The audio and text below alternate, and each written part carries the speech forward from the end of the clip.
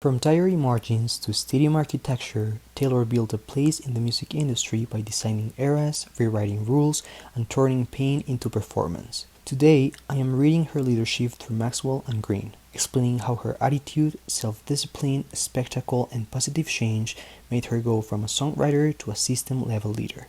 Born in Pennsylvania, she and her family relocated to the Nashville area in her early teens to chase country songwriting, inspired by Shania Twain and the Sheiks. In 2005, a Bluebird cafe set led Scott Borchetta to sign her to Big Machine and turn a bedroom diary into a compass for an entire generation. With Big Machine, she made her first 6 albums. Fearless made her the then youngest Grammy Album of the Year winner. Speak Now was entirely self-written. Red mapped love's highs and lows, her whole thesis as an artist.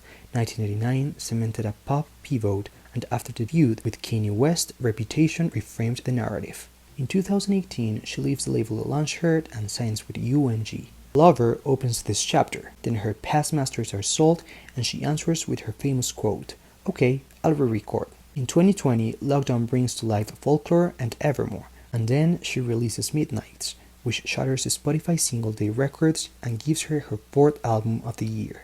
Now, Taylor's influence lives beyond charts. A record-shattering tour, Harvard teaching her alongside romantic poets, labels rethinking contracts after Taylor's Versions project, a wild global fanbase, a blueprint for a new generation singers, and Forbes calling her the first musician to become a billionaire primarily from music. Now, how did she become a leader of the music industry? Robert Greene's Law 37 of Power holds that power multiplies when you stage compelling spectacle.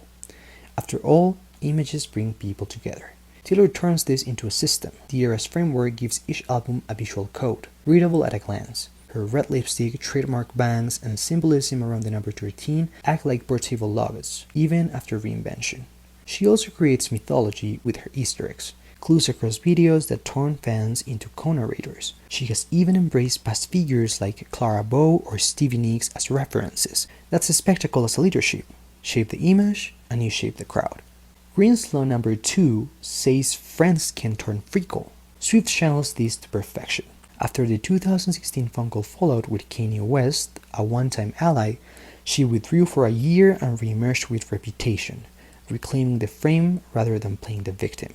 In 2018, Scott Borchetta, a father figure for her, sold her masters. Swift answered by announcing Taylor's version re-recordings, turning a breach of trust into long-game ownership and a cultural rallying point. She understands that friendship in the industry is not a must and treats betrayal as a strategic input, always shifting the narrative and framing it as a struggle of good against evil.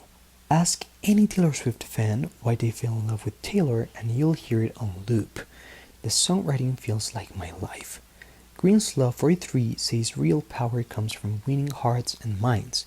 Appealing to emotions, not force, is what builds long-term devotion. Swift's diaristic, hyper-relatable writing is the engine for that intense bond and trust from her fans. She plays the best friend archetype in practice, invites fans into her home for secret sessions, even her girl next door image is baked into the You Belong With Me video's narrative. Result? Proximity at superstar scale equals hearts first, loyalty forever. Maxwell says attitude beats facts because leaders choose a positive, tenacious stance every single day. Taylor embodies the whatever it takes mindset.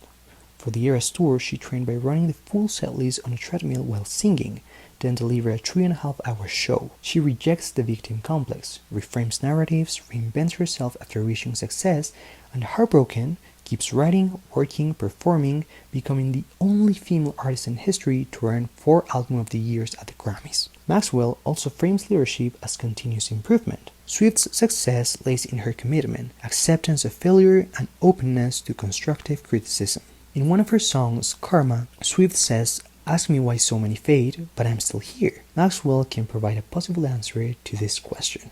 For him, self-discipline is the uphill habit that sustains leadership. After 2 decades of showing up, Taylor has shown she really takes the long way and sticks to it. At 15, she signed her record deal.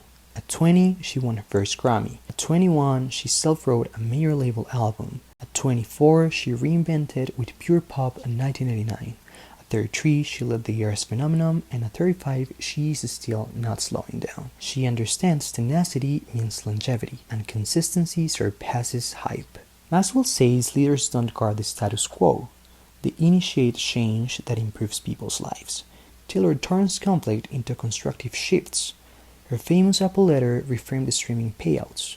Taylor's version project redirected consumption toward artist-owned masters, and the self-partner era's film release reward distribution. Change isn't a moment. It's a method she repeats on purpose, turning platforms into action. She backed LGBTQ+ rights, stood up to abuse with a $1 trial, then pledged donations, and quietly funded local food banks on tour. So then, where is she at in Maxwell's levels of leadership? Maxwell's core idea is that leadership is influence. Taylor exercises influence without a corporate title. She already cultivates closeness. Swifties are one of the biggest fandoms in pop history. She is productive at a higher level. At this point, she operates like infrastructure and legacy. Bloomberg headlined it a decade ago. Taylor Swift is the music industry. Her tours lift local economies, fans fly worldwide to see her, scholars compare her pen to Shakespeare, and she keeps breaking records. That is, for Maxwell at least, level 5 leadership.